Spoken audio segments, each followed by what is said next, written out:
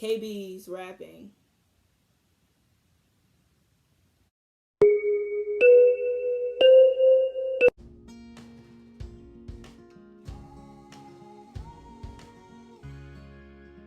Hey y'all, welcome back to the channel. I'm Chantel, and I'm here today to review Blood and Water, and there's gonna be spoilers.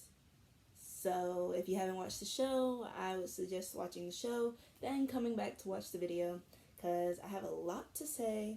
It was a decent season. I wish it was longer because it was only 6 episodes, so it was like I need more, like I need a season 2 or something, because I got a couple questions. I got a question for the dad, because first of all, if you don't want your child, why would you sell her? Basically sell her. Like, So I have a couple notes on my phone, but let's start with the characters. Zama, she kind of fake. I'm sorry, she is. I knew from the first episode, like, you left your friend at a party. That's rule number 1 for friendship. Never leave them, and especially in the place where neither of y'all are comfortable or neither of y'all know about. Like, no, you're fake. And then she stopped talking to her, and I was like, okay, so you're really fake. She's really centered, but I mean, we knew that. She didn't really add much to the story besides the fact that she told Chris about what's this hair's name? Oh, she told Chris about Pulang's last name. That's really the only thing she added to the plot. She wasn't really like important. Pulang, we love her, but she goes about things the wrong way. Sometimes she does things out of anger, like when she told it's not funny, when she told Wendy about Fakile and Coach Chad being together. Like, she did that out of anger, and which is understandable. She's human, so we do a lot of stuff that we don't really mean out of anger. So she just does stuff out of anger, and sometimes, like, the whole DNA thing, like trying to get Fakile's DNA, it's like, girl, I don't know. I feel like there's something else she could have done. She could have talked to her mom about it, or I don't know what I would have done, but I would have at least talked to my mom about it. I don't know about my dad, especially finding out what she found out, but yeah, I would definitely be like, hey, there's this girl, she looks just like the picture. And the fact that she just based the way Fakile looked to a picture that was drawn, it was just not realistic. Like, there's 100 girls that look just like her. Like, that was not, well, they were born on the same day, so I mean, that's a pretty big clue. But I mean, anybody could look like that picture. It was not that big of a deal. And then she went and switched schools. I was like, girl, relax. Yeah, I don't understand why Pulang was so obsessed with it. I would have just went to either the police or my mom and said, hey, I think this girl is my sister. I would not have switched schools, because that's just OD, just doing the most. Girl, let's get into Coach Chad. Let's say I like that plot line, or that plot line was more interesting than the Fakile being the sister, because we knew from the first episode Fakile is her sister. Like, it was very obvious. But the fact that, one, Coach Chad had a wife that was pregnant, not the pregnant wife coming into school to fight Fakile. I understood, like, her anger, but girl, she's 17. And then I know they mentioned in the show that being 17 in South Africa is not underage, but like of age, so it wasn't like really inappropriate. But sir, you have a wife and a child on the way. I need you to calm down. And then the fact that really was like, boy, you still telling your wife you love her. Basically, like, you told her you loved her and then went off with Fakila in the hotel room. Like,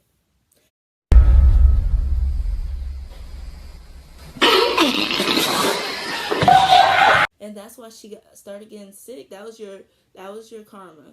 How about that? And that's why you got kicked out the house, Coach Chad. And then he tried to act like Fakile was in the wrong, like when he broke it off. I was like, you're a grown man. She's 17. Right. Another thing, a little side note. Coach Chad and KB, they're built. I'm going to leave it at that. I'm going to leave it at that. They're built. I'm going to leave it at that. I'm just going to leave it at that. She belongs to the street. I'm going to leave it at that. I don't have to go any further. Chris. First of all, Zama catching Chris and Matt, I was like, oh, that's embarrassing for her. Chris is a weirdo. Like, he's talking about Pulang was obsessed with Fakile. Baby, Chris seemed obsessed with Fakile. Like, it was weird. Like, he just do anything for her, which I just like this weird hold on her, which I thought was weird. But everybody liked Fakile, and as they should. Wade was so irritating at first. Like, he was such a simp. Like, that's the definition of a simp. Wade is the definition of a simp. But he was a good friend, so, like, I appreciate him, like, helping Pulang put the pieces together. But such a simp. And then he was like, I like you. Okay. But I'm dating KB. Like, Pulang is dating KB. KB. She's dating KB. So let it go. Let that hurt go. He should have gone with Tahira. Tahira liked him. But you don't like, what is it? You don't like, you like what you can't have, basically. So Wade likes Pulang, and he knows he can't have her. So, whatever. Wendy. She was so... At first I was like, oh, I kind of get where she's coming from with the whole African thing and genocide thing and, you know, always being that person to know their history and, like, try to bring out the facts. But, baby, she was irritating. The fact that she changed the whole article and wouldn't change it back. When she deleted the interview, when she told on... Well, she needed to tell on Coach Chad and Fakile because that was a mess. But all the other stuff she did, like, baby, cut it out. When Fakile went off on her, I was like, as you should, because she tries to act like she's not rich too, and she's not, doesn't come from a well-to-do family. And Fakile was like, no, baby, you're just like me. You're just rich as me. So don't try to be this pro-black, pro-poor, pro-whatever. Baby, you just like me, and you're in the same school as me. So Fakile put her in her place. I think Fakile was my favorite character, if we're being honest. Pulang was cool, but she was, like, too pushy, too... I didn't like how she acted sometimes. KB's rapping.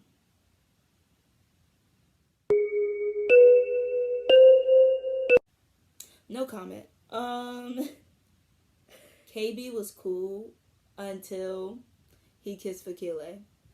I was like, how you gonna tell her you love her right after you kiss Fakile, which is her sister, which he obviously doesn't know, but still, they're technically friends. Ugh. He was cool until then. I was all on KB. I was here for KB and Pulang. I was like, yes, oh, that's so cute. Why you always gotta cheat? Why do all men cheat? I'm just kidding. But yeah, that was crazy. Girl, when Fakile's mom started hyperventilating in the meeting, when she mentioned the missing sister, I was like, y'all, nobody else see this? Nobody else connected the dots besides Pulang. Okay, right. It's not funny. I would be sick too. when Wade saw Pulang and KB kissing in her room, first of all, it looked really weird for him to just come unannounced and looking through the window, even though like he's her friend. But it was like, bro, she could have been changing. She could have been doing anything in her room. So that's why you should just ring the doorbell. Maybe then you wouldn't be embarrassed, Wade. Hate like I don't hate Wade. I'll take that back. I dislike Wade because he's such a simp. Oh baby, that principal was that principal was stressed. All that craziness in that school. Oh girl, the amount of times that Pulang came to the principal's office, the amount of videos that were exposed at that school, like I know that principal had to be stressed. That principal had to be stressed. Like I could not imagine my school just falling to pieces within weeks, and then Wendy going to the news reporters and exposing Fakile's name. Like that's not some. She's evil. Wendy is evil. Like that's more than revenge. I mean, yeah, it's more than revenge. Like that's a hateful spirit. I think that Fakile was definitely insecure. She really wanted people to think more of her than just her parents' money. Which, that's very understandable. But the way that she would throw Pulang under the bus after hearing rumors, like she wouldn't even speak to Pulang about the situations. Like she would just throw her under the bus and be like, "Oh, I'm not messing with you anymore, da da da." And then 2 seconds later, she's like, "Well, I apologize, and I think we should be friends again." Like, I get apologizing, but y'all don't have to be friends. I think that's the biggest. I think that's the biggest point. Like, y'all don't have to be friends. It was really weird how Fakile just kept trying to give her chances. You don't even know this girl. You don't know this girl from Adam. So quit. Just apologize and stop being friends. It's a reoccurring thing that Pulang keeps messing things up for you. And even though Pulang doesn't mean to do it on purpose, just stop being her friend. I don't get it. They're both always, Pulang and Fakile were both always apologizing. And I was like, y'all don't have to be friends. It's not a requirement that you have to, there's plenty of people that want to be your friend. Especially Fakile. Baby, you're most popular in school. You already have friends. You do not need Pulang to be your friend. I understand why Pulang kept apologizing and want to be her friend because she has a motive. She needed something. Fakile, you didn't need nothing from Pulang. You don't have to be her friend. I guess the biggest plot twist was that KP's dad was kind of the ringleader in the adoption ring.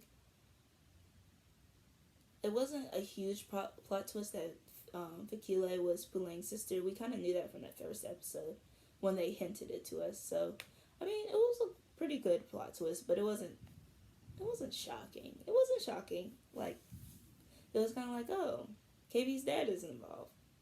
Interesting. That's weird. I was really confused why Pulang didn't just report KB's dad. Like, she has all the evidence, so just report him. Like, I understand that's your boyfriend's father, but that's been your boyfriend for literally one episode. So one day, really, because y'all were just talking before. Maybe a week, 2 weeks, whatever. But, like, not long enough for you not to report the dad, because you've been looking for your sister for 17 years. Your mom has been hurting. Y'all been having these birthday parties. Isn't that more important? But, yeah, it was a good show. I'd give it a 6 out of 10.